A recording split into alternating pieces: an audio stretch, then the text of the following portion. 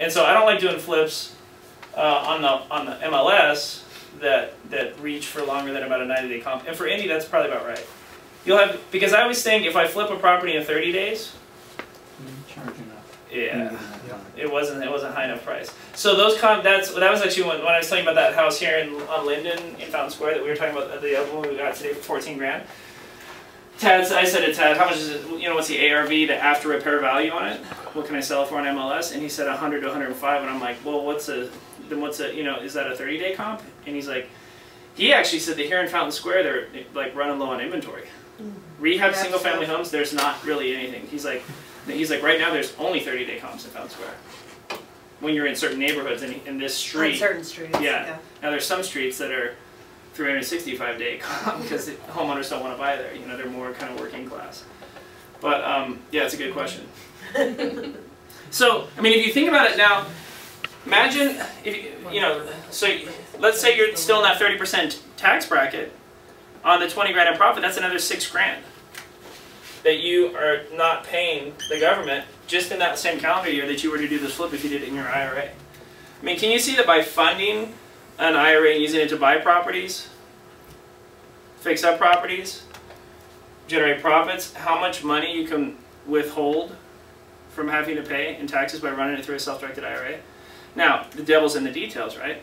How do I find a good deal? How do I know what to rehab it? Who do I use to sell it?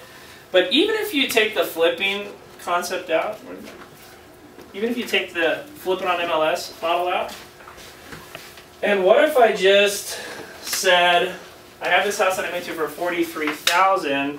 Terry, how much will that three-bedroom house rent for out there? $750. Okay. So in fact, let me do this. Let me bump this up here.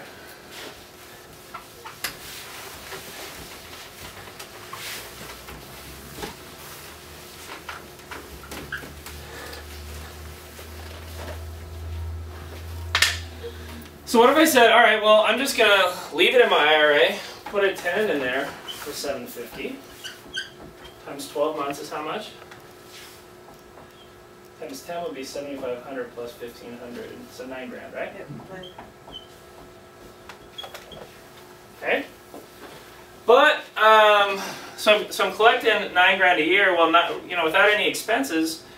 What's my return on investment here? Roughly. 20%. 20%? 21. Okay. What was Bernie Madoff charging? What was he offering? 12, 15. Well, so people say, I always laugh when I hear that. I'm like, oh, we could kill that all day long. That's just a regular Wayne Township house that we picked up today. Now, obviously, you have expenses because you have what, Ashley? Property management is 10%. We keep 10% of the rents. Taxes. What's that? Taxes. Taxes. House like that's going to be $800 a year. 2% roll. Yeah. The rule in Indiana now. It's probably $1,200 a year, about $100 a month. Yeah, that's a conservative number. Insurance. About $60 a month for a landlord policy. So, what was it? $225? Is that right? You'll end up at $550. $235? Yeah, $235. $230. Sorry. Don't be laughing at my math. I'm laughing because we're all like. Oh. I'm looking around. Your number. Greg's got. Yeah, I feel you've been shouting out the right numbers, haven't you? Yeah. Been I trying. like that about you, man. Quick on your arithmetic. That number should be 515. What should be? My net? The 235. Why? Oh, you're subtracting. your net. I was just adding these up. So these add up to 235, which brings a monthly net cash flow of how much? 515. 550. Okay. Yep, you did that Sorry. line. I did. You can tell Ashley's the accountant from IU, and I'm the entrepreneurial MBA failed my finances class. I cheated my way through MBA finance classes. All right, so 515 times 12. 6180. So 6,200. Now, what's 6,200 as a function of 43,000? 14. 14. Maintenance. Okay.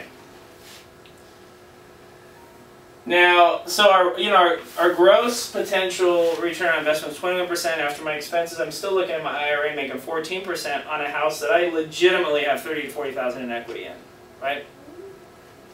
So, it always is interesting to me from when you're comparing investment vehicles, because not only are you making a similar type return that you can make, for example, on a mutual fund, but you also have this underlying equity that you have in the property. It's like 30 grand just sitting in the garage, if you will, waiting for you to sell the house and you can withdraw that. And that's powerful as well. But the biggest advantage, and the reason why I think we sell so many properties, is because think about this little house and the amount of volatility that house is going to experience. Indianapolis is one of the most linear markets in the country. It's just a steady 1 to 3% a year. It just grows. California, there's a duplex that I bought in 1999 in Cali for $100,000. I sold it for $175,000 6 months later. 3 years later, it sold for $375,000 at the peak of the market. And I bought it for $100,000. Nothing really changed as far as the condition of that property.